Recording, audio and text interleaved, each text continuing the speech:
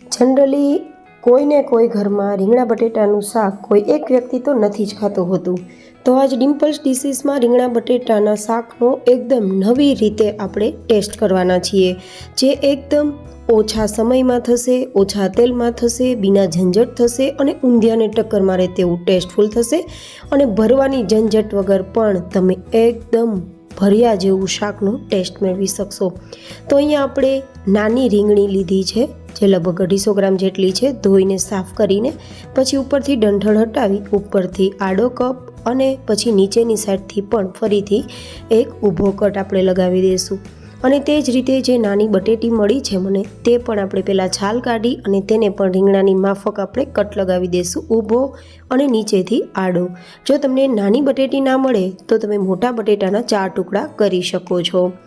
આ રીતે આપણે લગભગ 4 વ્યક્તિને થઈ શકે તેટલું શાક તૈયાર કરીશું. તો હવે મસાલો તૈયાર કરવા માટે લગભગ અડધા કપ જેટલા મગફળીના દાણાને શેકી તેના ફોતરા કાઢી અને પછી ઉપયોગમાં લીધા છે. સાથે આપણે બીજી સામગ્રી લેશું 1/4 કપ જેટલા તલ. અહીંયા આપણે ચણાનો લોટનો, ગાંઠિયાનો, કશાનો ઉપયોગ નથી કરવાના, તેમ છતાં ખૂબ જ ટેસ્ટી આપણું શાક તૈયાર થશે. જેનું કારણ રહેશે આપણો આ સ્પેશિયલ મસાલો, જેનો આપણે દરદરો પાવડર તૈયાર કરી લીધો છે, જેને આપણે એક્સ્ટ્રા વાસણમાં લઈ લેશું. અને હવે તે જ પાવડરની અંદર 1/4 કપ જેટલું આપણે નારિયેળનું છીણ પણ ઉમેરી દઈશું, જેથી એકદમ ટેસ્ટી આપણો મસાલો તૈયાર થાય. હવે મિક્સર જારની અંદર 1 નંગ જેટલા મરચાંના ટુકડા અને લગભગ 2 થી 3 ઇંચ જેટલા આદુના ટુકડા લઈને પેસ્ટ તૈયાર કરી લઈશું. અહીંયા હું લસણ ડુંગળીના ઉપયોગ વગર શાક તૈયાર કરું છું, તો મેં પેસ્ટમાં લસણનો ઉપયોગ નથી કર્યો. હવે આપણે આ તૈયાર થયેલ પેસ્ટને આપણે જે તૈયાર કરેલ પાવડર છે તેમાં ઉમેરી દઈશું અને સાથે ઉમેરીશું થોડા લીલા ધાણા. અહીંયા હવે આપણે થોડા મસાલા પણ કરી લેશું, જેમાં 1 નંગ જેટલો લીંબુનો રસ ઉમેરી દઈશું, થોડો ખટાશ મીઠાશ મેન્ટેન કરવા 1 ચમચી ખાંડ ઉમેરી દઈશું. તમે અહીંયા ગોળનો ઉપયોગ કરવો હોય તો કરી શકો છો. 1 ચમચી મેજિક મસાલા, જો કે મેજિક મસાલા પાવડર ના હોય તો તમે સ્કીપ કરી શકો છો. અને ડિમ્પલ્સ ડિશીસમાં મેં રેસીપી શેર કરી છે, ઉપર આઈ બટનમાં લિંક પણ આપી દઈશ, ઘરે તૈયાર કરી શકો છો. 1 નાની ચમચી જેટલું નમક, 1/4 ટીસ્પૂન જેટલો હળદર પાવડર અને કશ્મીરી લાલ મરચું પાવડર લગભગ 2 નાની ચમચી જેટલું અથવા સ્વાદ પ્રમાણે, 1 નાની ચમચી જેટલું ધાણા જીરું પાવડર ઉમેરી દઈશું અને 2 ચપટી જેટલી હિંગ ઉમેરી દઈશું. લગભગ 1/2 ચમચી જેટલું તેલ ઉમેરી દઈશું, બધું જ મિક્સ કરવા માટે મસાલો. અને પછી આ રીતે આપણે મસળીને આપણો મસાલો તૈયાર કરી લેશું. ગાઈઝ, એકવાર આ મસાલો તૈયાર કરી તમે લગભગ 10 થી 12 દિવસ માટે આ મસાલાને ફ્રીજમાં સ્ટોર પણ કરી શકો છો. જ્યારે પણ તમારે કોઈપણ પ્રકારના ગ્રેવીવાળા શાક કે ભરેલા શાક તૈયાર કરવા હોય ત્યારે તમે મિનિટોમાં શાક તૈયાર કરી શકો, તે માટે મસાલાને તમે સ્ટોર પણ કરી શકો. હવે આપણો મસાલો તૈયાર થઈ ગયો છે, તેને સાઈડમાં રાખી દઈશું અને ફરીથી મિક્સર જારની અંદર 3 નંગ જેટલા ટમેટાના ટુકડા ઉમેરી ગ્રેવી તૈયાર કરી લેશું. હું ડુંગળીનો ઉપયોગ નથી કરવાની તો મેં નથી ઉમેરેલી. તમારે ડુંગળી ઉમેરવી હોય તો ટમેટાની ગ્રેવી સાથે ઉમેરીને તૈયાર કરી શકો છો. હવે આપણે કઢાઈમાં તેલ ઉમેરીશું, માત્ર 2 ચમચી જેટલું. તમને લાગશે 2 ચમચી તેલમાં શું એકદમ ચટપટું શાક તૈયાર થઈ શકે? ઓફકોર્સ, તમે જોજો કે 2 ચમચી જેટલા ઓછા તેલમાં કેટલું સરસ શાક તૈયાર થાય છે. તો હવે તેલ થોડું હળવું ગરમ થાય ત્યારે બટેટા અને રીંગણાને ઉમેરી દઈશું અને થોડું બંને સાઈડ તેલ કોટિંગ થઈ જાય આપણા શાકમાં તે રીતે ચલાવી દઈશું. અને પછી ધીમા ગેસની ફ્લેમ પર આ બધા જ રીંગણા બટેટાને થોડા સોફ્ટ થાય ત્યાં સુધી આપણે તેને થવા દઈશું. તો 1-2 મિનિટમાં જ એ થોડા સોફ્ટ થઈ જ જશે.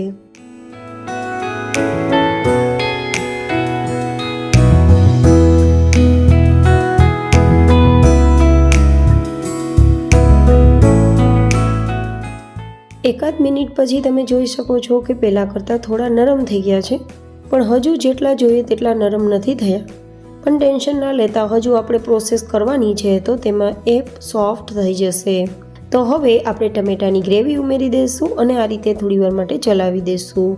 અને આપણે જે સબ્જી ઉમેરી છે તેના ભાગનું એટલે કે અડધી નાની ચમચી જેટલું નમક ઉમેરી દઈશું અને સારા કલર માટે અડધી નાની ચમચી જેટલું કાશ્મીરી લાલ મરચું ઉમેરી દઈશું, જેથી શાકનો કલર ચટાકેદાર આવે. એકવાર મિક્સ કરી દઈશું અને પછી આપણે જે તૈયાર કરેલો મસાલો છે તેને ઉમેરતા પહેલાં થોડીવાર માટે તેને સાતળી લેશું, જેથી ટમેટાનો કાચો ટેસ્ટ નીકળી જાય. તો ઢાંકી દઈશું અને ધીમા ગેસની ફ્લેમ પર 2 મિનિટ થવા દઈશું.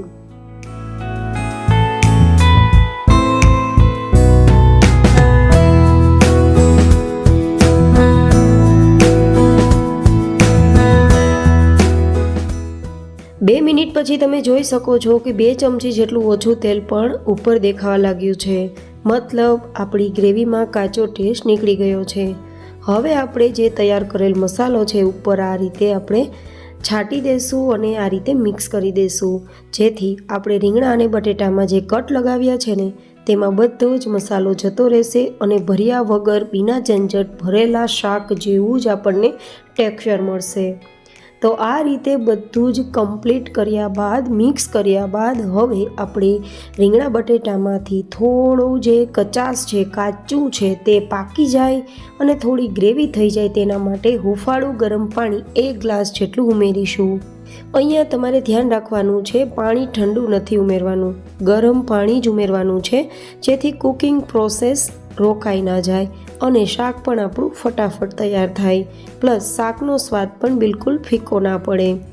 હવે ફરીથી ઢાંકી દઈશું અને ઉપર તેલ દેખાવા લાગે ત્યાં સુધી ધીમા ગેસની ફ્લેમ પર થવા દઈશું.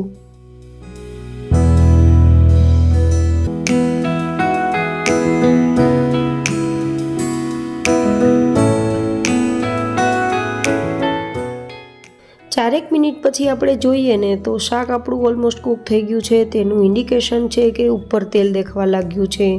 તમને લાગશે કે તેલ તો બહુ બધું દેખાય છે, માત્ર 2 ચમચી જ આપણે તો તેલ ઉમેર્યું હતું, પણ જેનું કારણ છે કે આપણે જે મસાલો ઉમેર્યો ને તેમાં સિંગદાણા, તલ અને ટોપરું હતું, જે બધા જની અંદર ઇનબિલ્ટ તેલ હોય છે.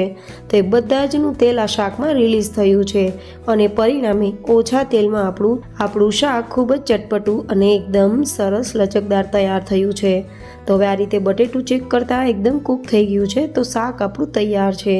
જોતાં જ મોંમાં પાણી આવી જાય તેવું ચટાકેદાર લચકાદાર રીંગણા બટેટાનું ભર્યા વગર મિનિટોમાં તૈયાર થતું મારું આજનું શાક કેવું લાગ્યું તે મને કોમેન્ટમાં જરૂર બતાવજો. ફરી મળીશું એક નવી જ હેલ્ધી રેસિપી સાથે. ત્યાં સુધી stay healthy and stay happy.